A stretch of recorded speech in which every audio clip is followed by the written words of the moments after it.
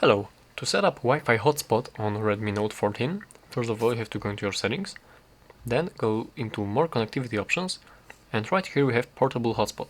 We go in here, and here is this option to set up portable hotspot, and right here we can change the SSID of our hotspot, we can set up the password of the hotspot, we can change the security type, as you can see, and right here we can also hide the SSID of our network, so it will not be visible in the available networks list.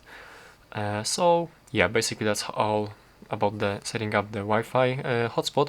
After we are done with the changes, we simply press this check mark to apply the changes, and we can enable the hotspot by pressing this switch right here, and as you can see the hotspot is turned on. We can also enable the hotspot by going into this quick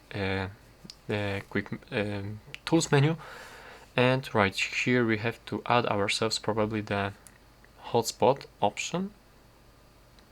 No, actually there is, alright, there is the hotspot option.